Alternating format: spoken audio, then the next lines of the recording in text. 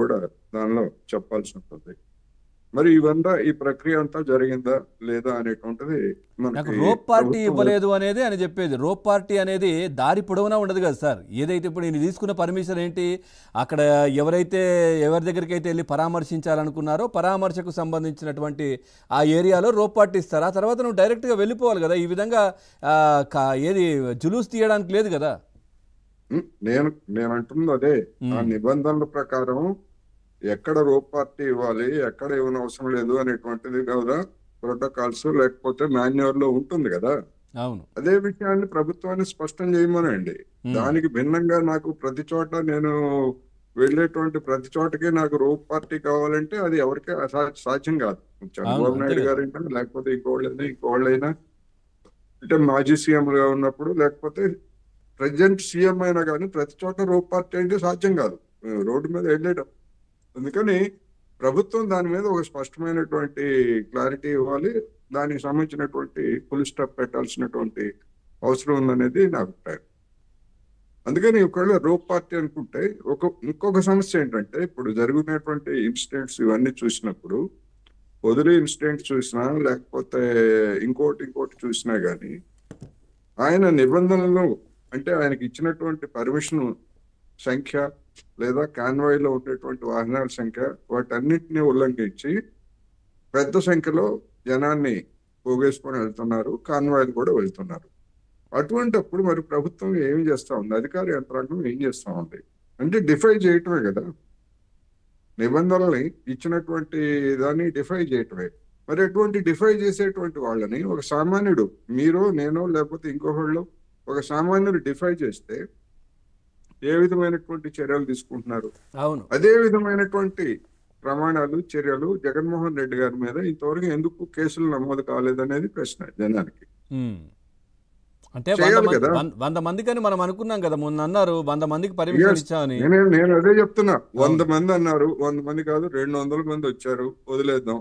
కానీ 2000 మంది 3000 మంది 30,000 మంది వస్తే జనాన్ని వస్తే మరి అటువంటి జనం వస్తున్నప్పుడు లేదా గుమిగూడుతున్నప్పుడు దానికి అవసరమైనటువంటి బందోబస్తుని మరి చేయాల్సినటువంటి బాధ్యత ఎవరిది?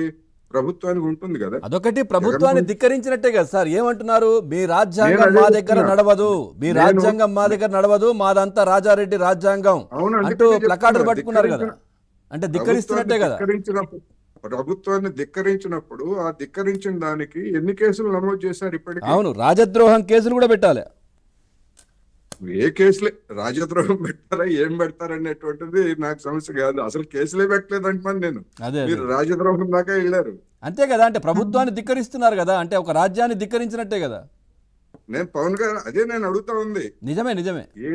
దానికి ఏ సెక్షన్ లో వర్తిస్తే ఆ సెక్షన్ లో పెట్టి కేసులు నమోదు చేయాలి. ఇంతవరకు నమోదు చేయలేదు. రైట్. లేదు ఇంతమంది జనాలు వస్తున్నారు 1, 2, 3 చూసిన తర్వాత అప్పుడు ప్రభుత్వం డైరెక్షన్ తీసుకోవాలి. ఇదిగో జగన్మోహన్ రెడ్డి గారు వస్తున్నప్పుడు మనం ఇస్తున్నటువంటి పర్మిషన్లు ఇవి, ఆయన దానికాలు వస్తున్నటువంటి వాళ్ళు వీళ్ళు ఏం చేయాలని చెప్పేసి మరి ఉన్నతాధికారులు గవర్నమెంట్ నుంచి ఒక డైరెక్షన్ ఖచ్చితంగా. తీసుకోవాలి. ఇంతవరకు 5-6 పర్యటనలు చేశారు ఆయన.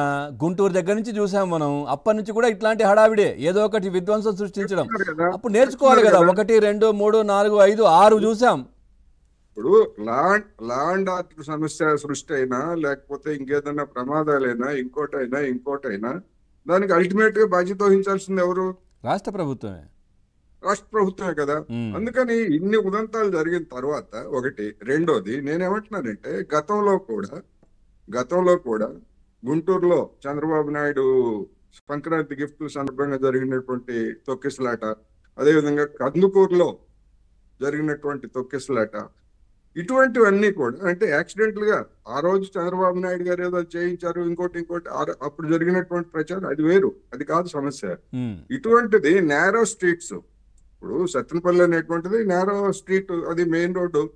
దానిలో ఎంతమంది జనం పడతారు, వెహికల్స్ లేకపోతే వచ్చేటువంటి వాహనాలు ఇవన్నీ కూడా చాలా ఇబ్బందికరమైన పరిస్థితి. అందుకని ప్రభుత్వం ఏం చేస్తుంది అనేటువంటిది కూడా ఇప్పుడు దీని మీద మన జగన్మోహన్ రెడ్డి గారిని ఆయన చర్యను నేను సమర్థించట్లేదు.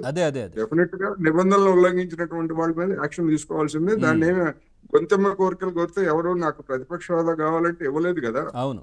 అట్లాగే అట్లాగే నాకు అలా ఒక 1000 మందో 2000 మందో పోలీసులు కావాలంటే ఇవ్వడానికి లేదు, నిబంధనల ప్రకారం ఇవ్వాలి.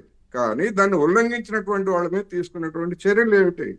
ఇది కదా రేపు జనం అడుగుతారు. ఇప్పుడు ఆయన ప్రశ్న తెలుగుదేశం వాళ్ళు ఏంటంటే కూడా అడుగుతారు. ప్రతిపక్ష నాయకుడిగా నేను మా కార్యకర్తల దగ్గరికి వెళ్ళడం తప్ప అంటున్నారు. ఎవరు తప్పనట్లేదు కదా, అవకాశం ఇచ్చారు కదా. తప్పంటలేదు కదా, తప్పంటలేదు కదా.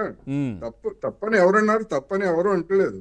మీ మీ లైన్ ఆఫ్ యాక్షన్ తప్పు, అది ఆ విధమైనటువంటి సమీకరణలు సమస్యలకు కారణమవుతున్నాయని తప్పంటున్నారు తప్ప, అది అందుకనే ప్రభుత్వం అదే చెప్పాలి. రైట్. సుజాత గారు నమస్కారం. నమస్తే అండి పవన్ గారు.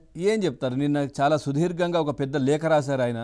సో నేను ఏదైతే మా కార్యకర్తల దగ్గరికి వెళ్ళడం తప్ప, నాకు సెక్యూరిటీ కల్పించలేదనేది ఒకటి. అదేవిధంగా నా కాన్వాయ్ కింద పడ్డ వ్యక్తి ఏదైతే బాధపడ్డారో అది నాకు తర్వాత తెలిసింది, దానికి నేను మా వాళ్ళు వెళ్ళి డబ్బులు ఇచ్చారంట, ఇవన్నీ కూడా ఏదో చెప్తా ఉన్నారు. సో ఏంటి పూర్తిగా ప్రభుత్వ వైఫల్యం అనేది జగన్మోహన్ రెడ్డి చెప్పేది?